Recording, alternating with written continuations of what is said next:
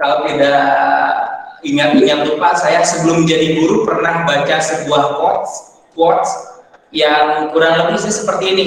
Bencana itu adalah ketika seorang pengajar berhenti belajar. Nah, menjadikan ketika ada seorang pengajar berhenti belajar dan merasa sudah cukup ilmunya, semoga sifat-sifat itu tidak ada dalam diri kita, dan semoga kita dimasukkan oleh Allah ke dalam golongan orang-orang yang senantiasa terus belajar. Ada kewajiban bagi seorang muslim itu untuk belajar mulai dari buayan sampai liang. Alhamdulillah ini adalah salah satu program di antara sekian banyak program Jumat Belajar yang telah dicanangkan oleh Yayasan Siti Laju Pendidikan. Nama kegiatannya mungkin sudah tahu, namanya adalah YLP Talk atau Yayasan Laju Pendidikan Talk. Nah, seperti apa Yayasan Pendidikan Talk? Kita akan menghadirkan orang-orang yang mumpuni dalam bidangnya masing-masing, yang akan memberikan wawasan kepada kita, sehingga dari wawasan-wawasan tersebut akan mengayakan kita dengan pengetahuan-pengetahuan baru dan menginspirasi kita supaya kita selalu berpikir kritis dan bertingkah laku kreatif. Seorang guru tentunya sebelum berpikir kritis harus bertingkah laku kreatif, karena kalau tidak seperti itu agak sulit rasanya ketika kita ingin menstimulus generasi-generasi penerus di bawah kita, yaitu murid-murid kita, untuk bertingkah laku yang sama. Oke, insya Allah pada kesempatan kali ini temanya sudah tahu kan, belajar dalam kurung untuk belajar. Apa itu belajar untuk belajar? Tidak akan panjang lebar saya jelaskan, Bapak Ibu. Insya Allah sudah hadir di hadapan layar kita masing-masing pemateri untuk YLP Talk episode pertama. Nun jauh di sana sudah hadir melalui jaringan internet. Ustadz Admin Armas, apakah terdengar suara saya, Ustadz? Iya, kedengaran. Alhamdulillah. Ya Ustaz, insya Allah sebentar lagi kita akan segera mulai. Namun sebelumnya, supaya lebih mengenal, walaupun insya Allah sudah pada kenal, saya ingin membacakan terlebih dahulu resume atau kurikulum vitae dari Ustaz Admin Arnas. Nama beliau dengan gelarnya adalah Ustaz Admin Arnas MA, lahir di Medan 2 September 1972. Latar belakang pendidikannya, S1-nya jurusan Filsafat Universitas Islam Internasional Malaysia, S2-nya juga masih sama di Malaysia, International Institute of Islamic Thought and Civilization. Kiprah beliau sangat membanggakan sekali. Beliau adalah salah satu pendiri INSIS, Institute for the Study of Islamic Thought and Civilization, peneliti di Jauh Haruna Institute, dan pemimpin redaksi majalah Gontor dari 2009 sampai sekarang. Insya Allah pada kesempatan kali ini beliau sudah berkenan untuk meluangkan waktunya sharing pengalaman, berbagi ilmu dengan kita semua dengan tema yang sudah kita tawarkan. Insya Allah, Ustaz Adin, apakah sudah siap di ujung sana? Sudah. Siap, insya Allah. Insya Allah, alhamdulillah. Baiklah, Bapak Ibu sekalian, dengan membaca basmalah bersama-sama, marilah sama-sama kita menikmati jamuan yang nikmat ini. Ladies and gentlemen, this is YLP Talk. Ya, kedengaran suaranya, Pak? Terdengar, insya Allah, Ustaz. Assalamualaikum warahmatullahi wabarakatuh. Waalaikumsalam warahmatullahi wabarakatuh. Alhamdulillah, wassalatu wassalamu ala rasulillah Muhammad bin Abdullah wa ala alihi wa mawalah. Amma ba'd. Pemirsa sekalian yang dirahmati Allah, pada pertemuan perdana ini kami akan menyampaikan apa yang diminta oleh panitia, berbicara tentang konsep ilmu dalam pemikiran Islam. Sebelumnya kita perlu menyadari sebagai seorang muslim tentu kita memiliki cara pandang terhadap kehidupan ini yang pandangan kita sebagai seorang muslim terhadap keseluruhan kehidupan ini bisa saja ada perbedaan-perbedaan dengan agama lain, dengan peradaban lain, bisa juga terdapat persamaan dan bisa juga terdapat pertentangan. Ini disebabkan karena seharusnya sebagai seorang muslim, pandangan kita terhadap kehidupan ini dibangun di atas wahyu yang kita yakini sebagai otentik, sesuatu yang benar, biarpun dulu diturunkan hingga sekarang dan sampai di masa yang akan datang, wahyu ini adalah benar dan wahyu ini adalah final. Tentu ada dinamika, ada perkembangan, ada progres, tetapi tetap saja ada nilai-nilai aksiomatik, nilai-nilai dasar fundamental yang itu umat Islam hingga saat ini harus tetap berpegang kepada nilai-nilai dasar dari agama Islam. Jadi tidak bisa atas nama ijtihad, atas nama progres, kita ingin berkembang, dinamika dan lain sebagainya, nilai-nilai dasar dari ajaran Islam ini dibongkar, diubah, ingin menyesuaikan dengan perkembangan zaman, dengan situasi kita saat ini. Ada hal-hal yang itu dibolehkan, tapi ada hal-hal yang itu juga tidak dibolehkan. Dan disinilah sebenarnya letak kesempurnaan Islam itu. Al-yawma akmaltu lakum dinakum wa atmamtu alaikum ni'mati wa raditu lakumul Islam madina. Memang Islam adalah agama yang sempurna. Oleh karena sempurna itulah maka ada nilai-nilai dasar yang itu adalah pasti dan tetap. Tidak ada seorang muslim pun dari dulu hingga sekarang dan kita yakin sampai yang akan datang ingin mengubah sholat subuh menjadi 3 atau 4 rakaat, ingin mengubah waktu subuh menjadi pada waktu isya atau pada waktu maghrib, sholat yang lain juga seperti begitu, ingin mengubah puasa Senin Kamis menjadi Selasa Jumat, ingin berhaji dan tawaf bukan di Ka'bah tapi di negaranya masing-masing. Hal ini tidak akan terjadi hingga masa yang akan datang dan kita tentu pasti tentang hal-hal tersebut. Intinya dan ringkasnya, kita sebagai seorang muslim punya pandangan terhadap nilai-nilai dasar itu. Konsep penting yang itu menjadi bimbingan bagi kita dalam menatap kehidupan yang fana ini. Ada orang yang meragukan keberadaan Tuhan. Bagi seorang muslim dia harus yakin bahwa Allah itu ada. Bukan sekadar Allah itu ada, Allah adalah juga maha kuasa, maha berkehendak, maha tahu dan sebagainya. Belum tentu peradaban lain seperti itu. Kita juga sangat yakin bahwa Nabi Muhammad SAW itu adalah Nabi yang terakhir, bahwa ia adalah sosok seorang Rasulullah SAW. Karena ada yang mengingkari kenabian Nabi Muhammad SAW, ada yang tidak percaya kalau ia adalah seorang nabi, dan ada juga yang tidak percaya kalau ia adalah nabi terakhir.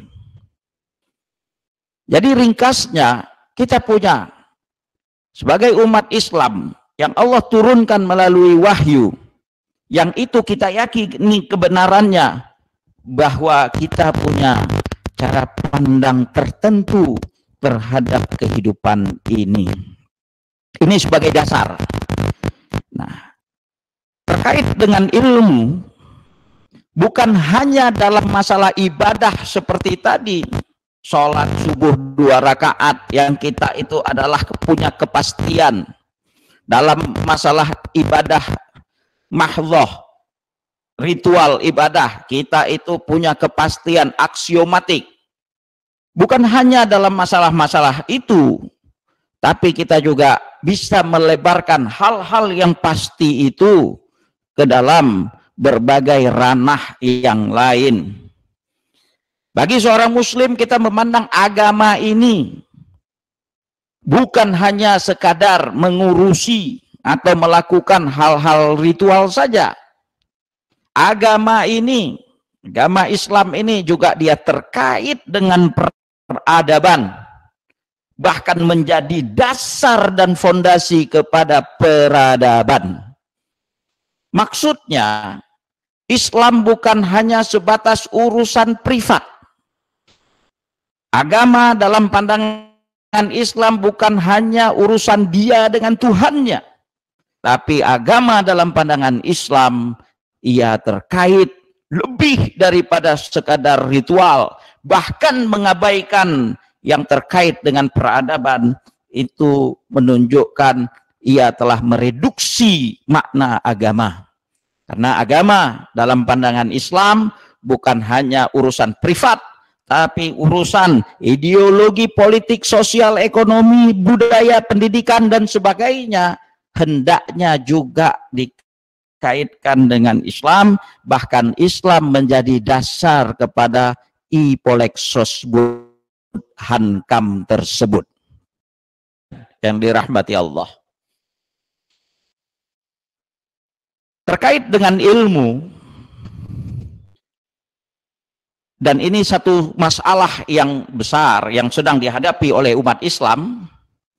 Masalah terjadi karena sepertinya banyak di antara muslim yang kehilangan identitasnya, lupa dan mengabaikan kalau tujuan ilmu, klasifikasi ilmu, sumber-sumber ilmu itu mengabaikan apa yang telah dilakukan oleh para ulama kita terdahulu, yang diwariskan oleh para ulama terdahulu, dan kita banyak di antara kita ketika bergelut dengan hal-hal seperti ini justru tidak menjadikan Islam sebagai dasar terhadap konsep ilmu tersebut. Padahal ada beberapa hal yang sangat mendasar, hal-hal yang bahkan itu perbedaan, ada juga yang bahkan pertentangan antara konsep ilmu dalam pemikiran Islam dengan konsep ilmu yang bukan berasal dari pemikiran Islam.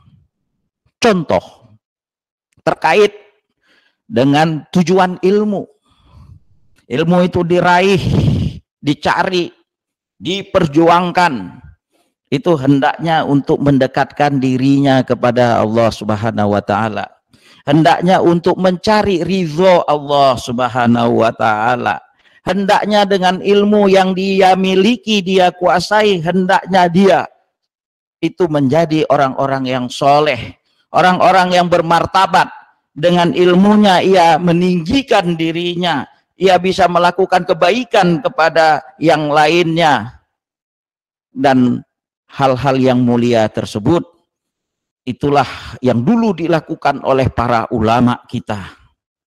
Sehingga Islam adalah peradaban ilmu. Bahkan dalam konteks keilmuan, apa yang telah dulu dilakukan oleh para ulama kita luar biasa sekali.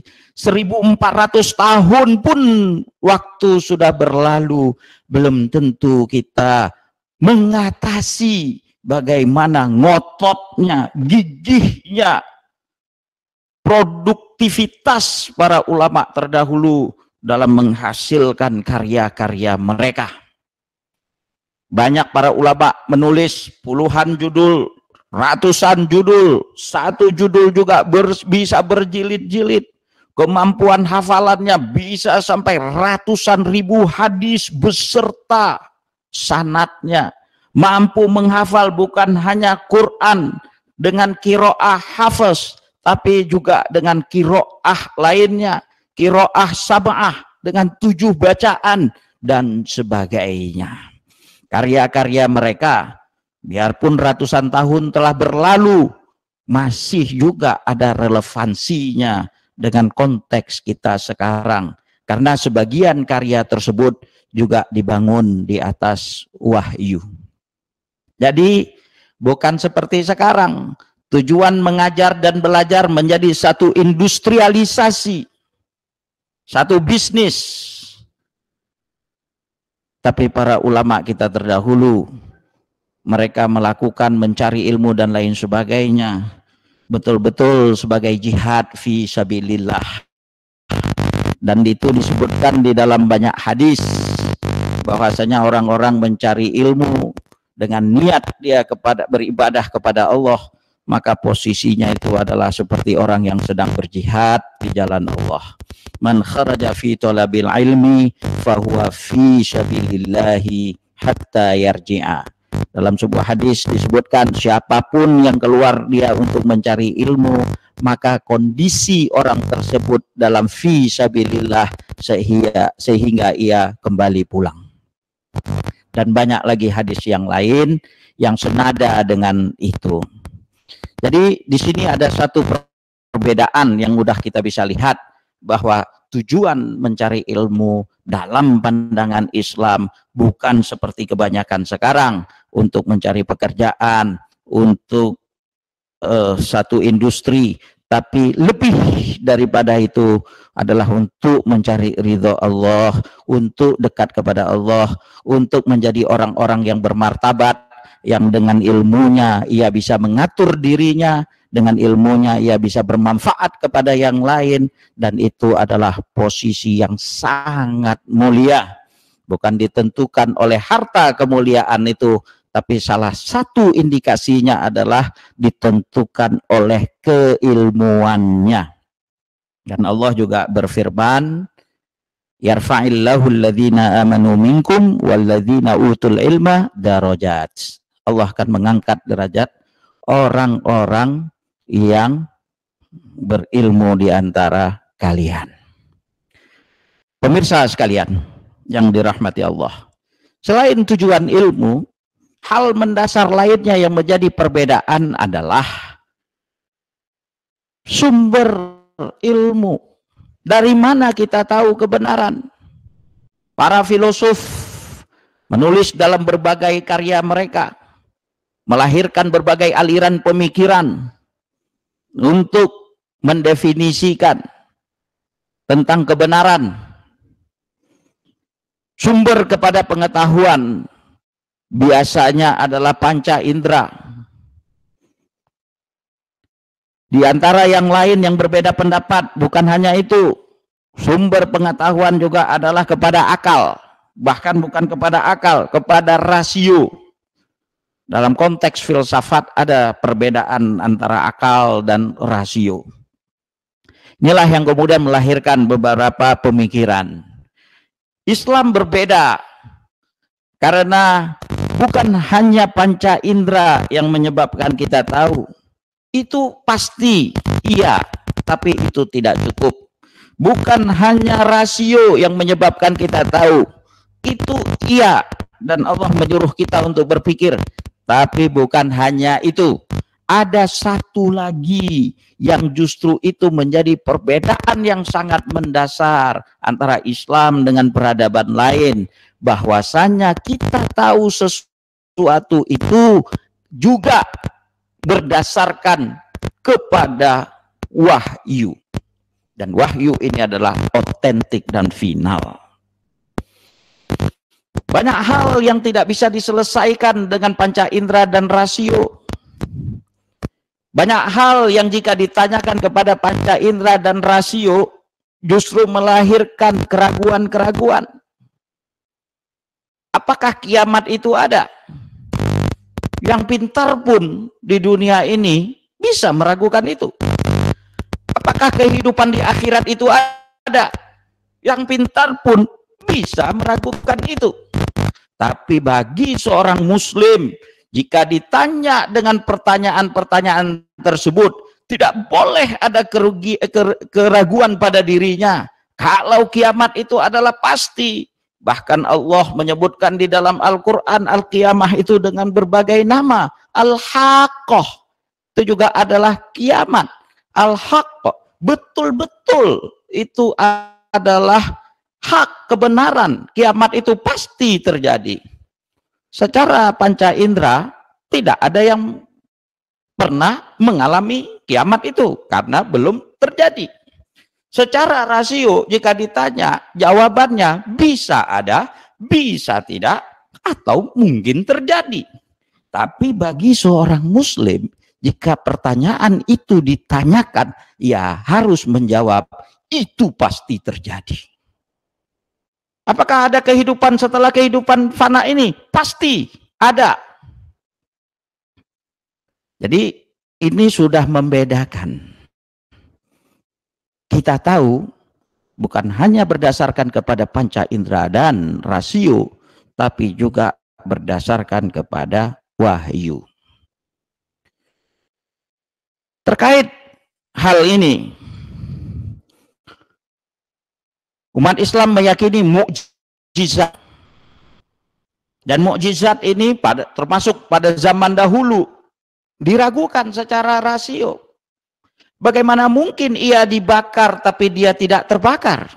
Bagaimana mungkin ia seorang yang memiliki raga tapi kemudian malah naik ke langit? Bukan turun, bukan jatuh. Bagaimana panca indera dan rasio menjawab hal-hal tersebut? Berbagai mukjizat lain juga disebutkan di dalam Al-Quran dan juga di dalam hadis. Jika hanya mengandalkan kepada panca indera dan rasio, maka mukjizat itu dinafikan kejadiannya. Dianggap itu adalah dongeng, itu adalah cerita, itu bukan sebuah fakta, itu adalah mitos seperti cerita-cerita lain yang diceritakan kepada anak-anak. Tapi Al-Quran menyebutkan secara jelas, kalau fenomena mukjizat itu terjadi, bagaimana menghubungkan fenomena mukjizat tadi dengan rasio? Di sini para ulama kita terdahulu, seperti Imam Ghazali di dalam bukunya Tahafutul Falasifah, atau para ulama kita yang lain menyebutkan, itu mungkin terjadi. Itu bukan sesuatu yang mustahil.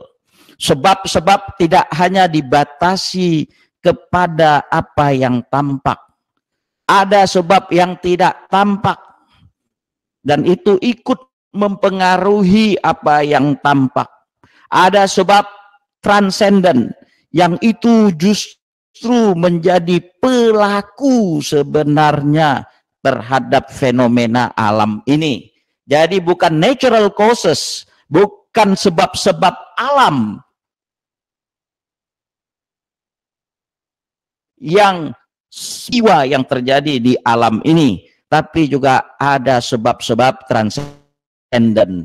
Ada kekuasaan Allah yang itu mengintervensi apa yang terjadi di dalam kehidupan yang fana ini. Allah Maha Kuasa dan Maha Berkehendak.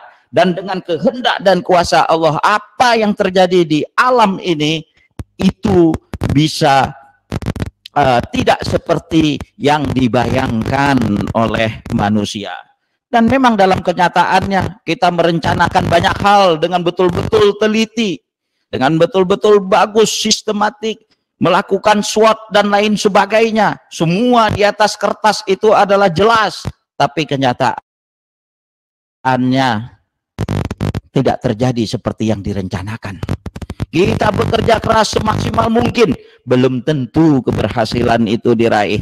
Ada yang kurang, dia bekerja keras, beruntung karena apa yang dia tidak pikirkan itu pula yang terjadi kepada dirinya.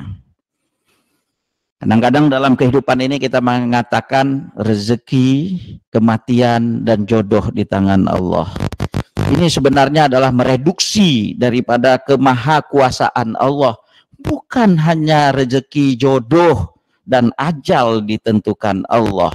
Tapi apa yang terjadi termasuk acara kita pada hari ini, saya bisa berada di depan para pemirsa sekalian, dan para pemirsa bisa mendengar dan melihat apa yang saya sampaikan. Ini semua juga tidak lepas daripada kemahakuasaan Allah. Jika Allah mengkehendaki, bisa saja hari ini ada gangguan teknis dan lain sebagainya. Bisa saja saya tidak bisa hadir di depan para pemirsa sekalian, dan bisa juga di antara para pemirsa sekalian tidak bisa hadir untuk mendengarkan acara ini. Jadi atas berkat rahmat Allah yang maha kuasa, hal-hal ini bisa terjadi. Wahyu sebagai sumber ilmu pengetahuan, ini yang juga menjadikan titik pembeda kita dengan agama dan peradaban lain. Kadang-kadang bahkan ilmu tidak dikaitkan dengan agama. Ilmu dipisahkan dan diceraikan dengan agama. Bahkan agama dianggap tidak ilmiah. Yang dianggap ilmiah justru kalau ia dilepaskan daripada nilai-nilai agama. Ini konsep ilmu yang sekuler. Ilmu yang melepaskan daripada nilai-nilai agama. Padahal justru nilai-nilai agama itulah dalam konteks ini Islam itu seharusnya menjadi dasar yang membimbing kepada ilmu pengetahuan. Pemirsa sekalian yang dirahmati Allah, pembeda lagi yang lain adalah berdasarkan wahyu apa yang dikaji, objek kepada ilmu. Akibat kuatnya sekularisasi, maka materi, alam materi ini yang menjadi objek ilmu, objek kajian. Itu iya. Tapi itu tidak cukup. Kita tahu, alam ini bukan hanya ada alam materi, ada alam gaib. Dan alam gaib itu adalah sesuatu yang juga sangat mendasar. Tidak bisa dipisahkan kehidupan akhirat nanti. Alam gaib nanti dengan kehidupan kita yang sementara ini. Harusnya itu yang bahkan menjadi pedoman. Itu yang harusnya menjadi tujuan. Dan apa yang di dunia ini hanya sebagai satu perjalanan yang panjang untuk menuju kehidupan di akhirat nanti. Jika disebut dengan ilmu pengetahuan alam, yang dibahas adalah apa yang tampak, materi. Dalam bahasa Arab, al-alam adalah kullu syai'in ma siwallah. Segala sesuatu selain Allah. Segala sesuatu selain Allah. Artinya alam gaib itu juga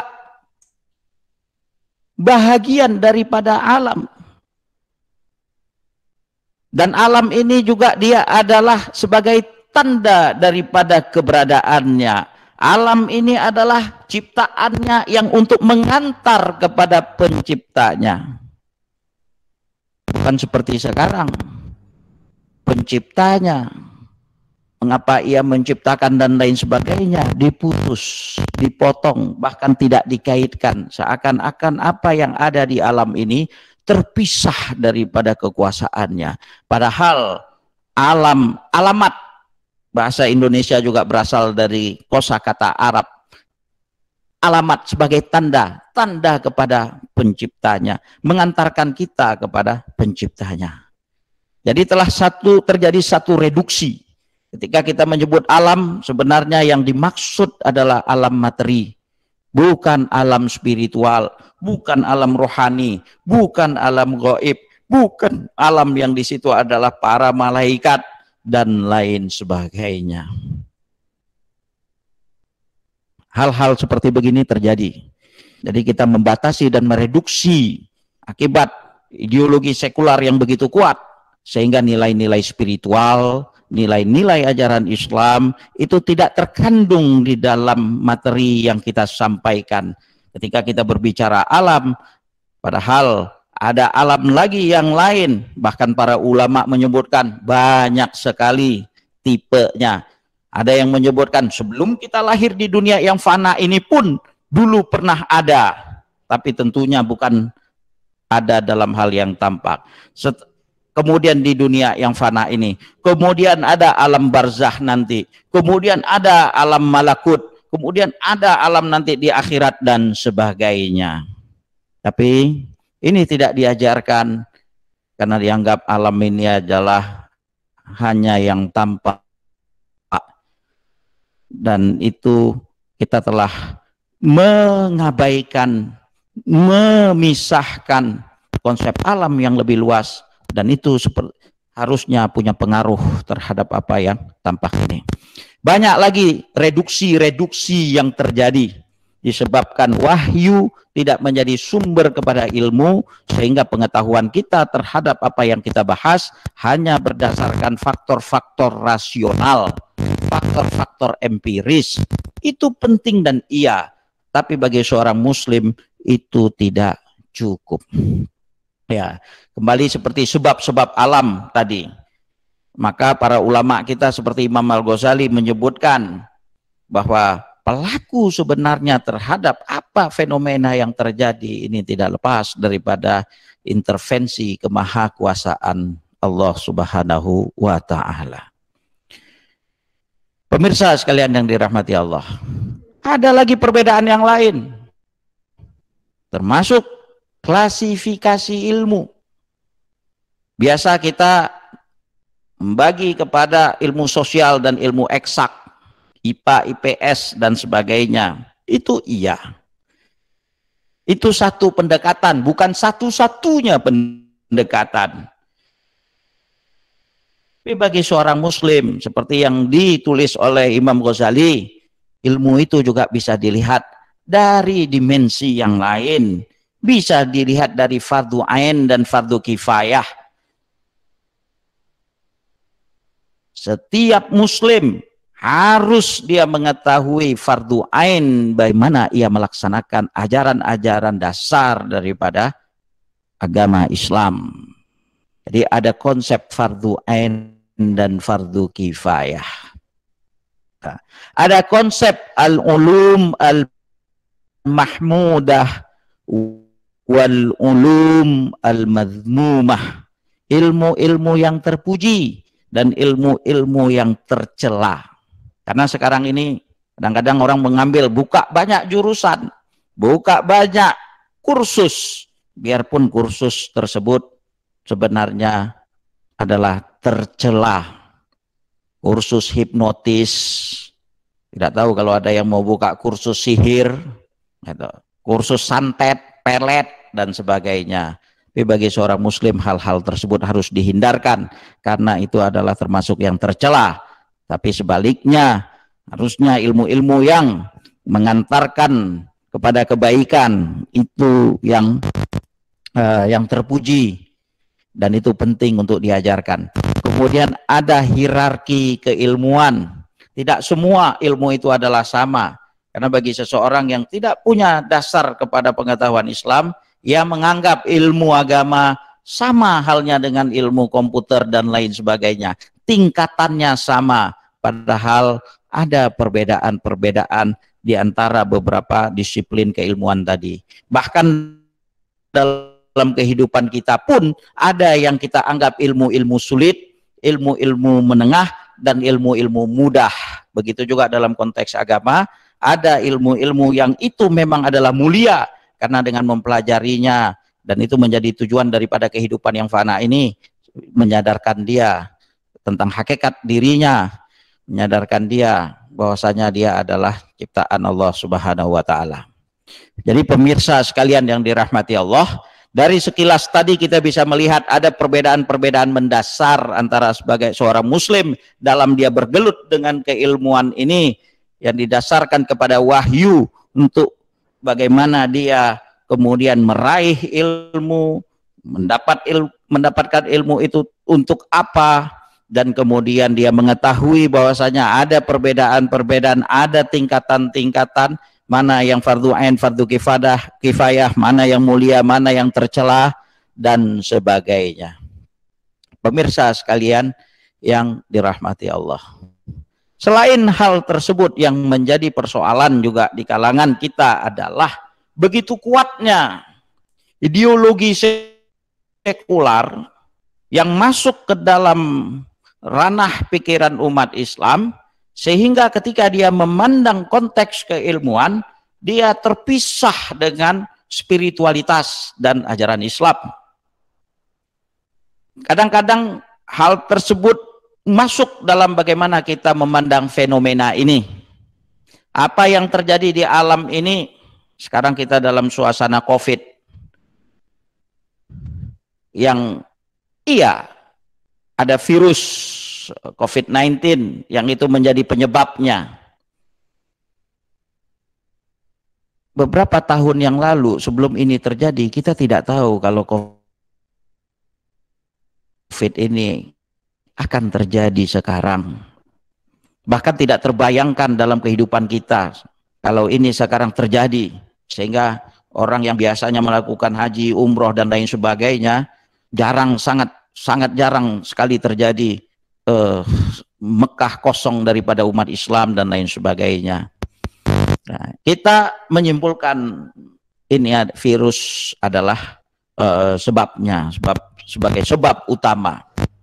Secara medis itu iya. Tapi sebagai seorang muslim bukan hanya itu.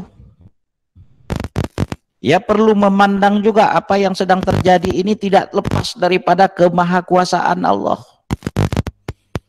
Apa yang terjadi ini juga adalah memiliki maksud-maksud tertentu, maksud-maksud langit. Bukan hanya sekedar ini adalah penyakit, ini adalah wabah, itu iya, itu tidak dinafikan. Tapi semua ini juga terjadi tidak lepas daripada kemahakuasaan Allah. Apakah itu sebagai peringatan kepada kita untuk mengingatkan kita akan Dia, untuk menyadarkan kita bahwasanya kita lemah. Seluruh dokter di dunia pun berusaha keras untuk mengobati, tapi dalam waktu yang begitu lama, ya, berbulan-bulan, itu pun udah dianggap termasuk sangat cepat. Dan ini juga masih sebuah percobaan. Dan bisa saja ada penyakit-penyakit lain yang mungkin bahkan lebih ganas daripada COVID-19 ini, yang suatu saat juga akan terjadi di masa depan. Dan mungkin tidak ada juga obatnya, atau sulit untuk mendapatkan obatnya. Di sini kita adalah makhluk yang lemah.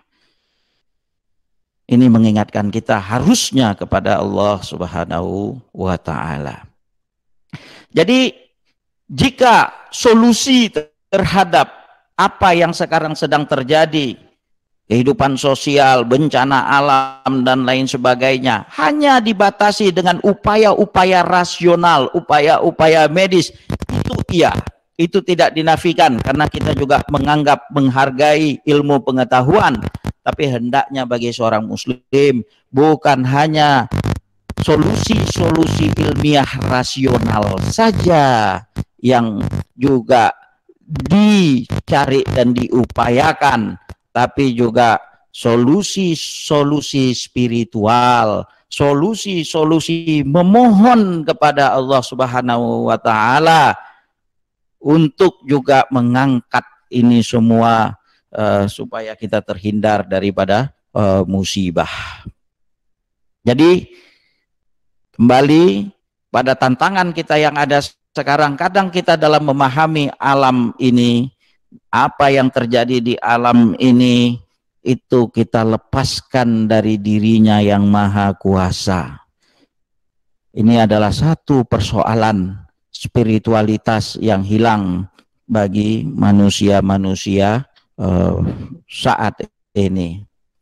Ada juga yang mengabaikan, menceraikan tadi agama dengan ideologi politik, sosial, ekonomi, dan budaya. Media. Jadi tujuan lebih kepada komersialisasi. Tujuan itu diraih untuk mencari kekuasaan dan untuk kepentingan dirinya dan kelompoknya. Tidak menjadikan itu semua ideologi politik, sosial, ekonomi, dan budaya itu adalah untuk mencari ridho Allah, untuk lebih dekat kepada Allah Subhanahu wa Ta'ala. Hal lain yang juga menjadi masalah adalah ketika kita membatasi nilai-nilai kehidupan yang ada, juga jauh dan terpisah daripada nilai-nilai spiritual. Ketika kita menyebut negara maju, yang kita ajarkan kepada para siswa kita adalah sebenarnya maju secara materi, maju dengan ukuran pendapatan per kapita suatu negara. Maju tidak dikaitkan dengan kemajuan rohani, tidak dikaitkan dengan bangunlah jiwanya, tapi kita lebih reduksi hanya kepada sebab-sebab lagi-lagi materi. Ketika kita menyebutkan kecerdasan, kepintaran, itu lebih kepada IQ, bukan juga dikaitkan dengan hal-hal spiritual. Padahal dalam sebuah hadis disebutkan bahwasanya manhumul adzkiya, siapa orang-orang yang cerdas itu? Mereka itu adalah, disebutkan dalam hadis, alladzina yadhkurunallah, atau orang-orang yang banyak mengingat Allah, orang-orang yang mengingat banyak, yang mengingat kematian. Karena ia menyadari dirinya akan berhenti di dunia fana ini dan ia akan menuju kehidupan yang abadi. Jadi kecerdasan, kepintaran yang tidak, bukan kepintaran yang sempurna. Bahkan bisa jadi dia pintar, tapi kosong raganya. Hal-hal seperti begini, ya, banyak lagi contoh yang bisa disebutkan. Orang yang mulia, sekarang saat ini yang kita sebut dengan yang mulia, jabatannya.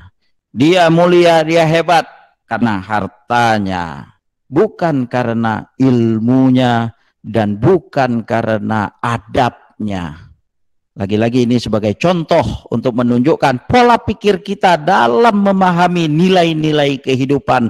Apa yang kita maksud dengan kemuliaan, kecerdasan, kemajuan, dan sebagainya, itu telah tereduksi kepada parameter materi atau terpisah daripada nilai-nilai spiritual yang berdasarkan kepada ajaran Islam. Demikian pemirsa pada pertemuan hari ini yang bisa saya sampaikan. Mohon maaf jika ada kata-kata yang khilaf. Akhirul kalam. Assalamualaikum warahmatullahi wabarakatuh.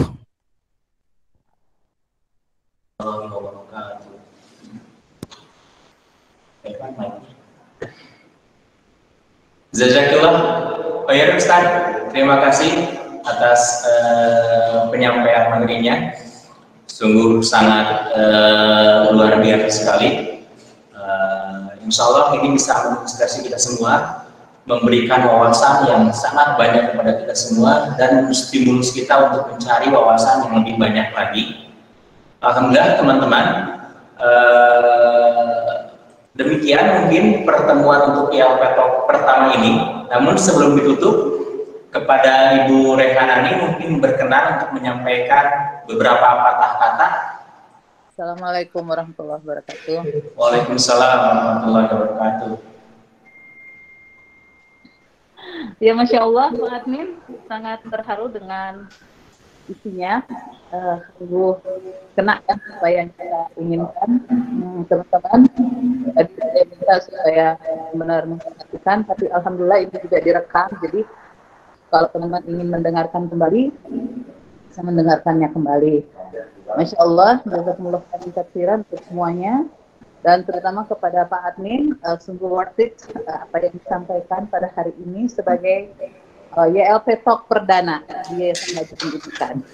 Dan bersama dengan itu kita berharap semuanya mohon doa dari Pak Admin, semoga kita konsisten dengan YLP Talks ini, karena kita ingin membuat seluruh jajaran kita adalah orang-orang yang cerdas, cerdas dalam arti yang sebenarnya, cerdas memikirkan akhirat ya. Yang pertama adalah yang bisa memikirkan tentang akhirat. Maka mudah-mudahan menjadi lebih cerdas, dan mohon doa juga kepada semuanya agar YLP Talks ini bisa terus berlangsung, dan kami mohon juga Pak Admin mudah-mudahan tidak bosan, dan minta juga referensi dari Pak Admin, kira-kira siapa lagi yang bisa mencerahkan kita. Insya Allah dengan YLP Talks ini kita berharap kita semua menjadi guru-guru, menjadi insan pendidikan yang lebih berkualitas. Pada Pak Admin sekali lagi jazakallah khairan. Terima kasih sekali supportnya, sungguh terharu juga melihatnya Pak Admin berkenan berdiri seperti itu, Masya Allah. Terima kasih Pak Admin sekali lagi. Mungkin Assalamualaikum warahmatullahi wabarakatuh. Waalaikumsalam warahmatullahi wabarakatuh.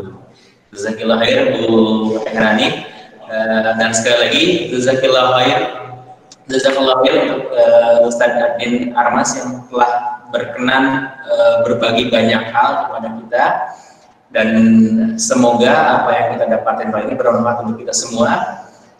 Kita akan tutup dengan istighfar, astagfirullahaladzim, doa penutup majelis. Oke, terima kasih. Wabillahi taufiq wal hidayah. Wassalamualaikum warahmatullahi wabarakatuh.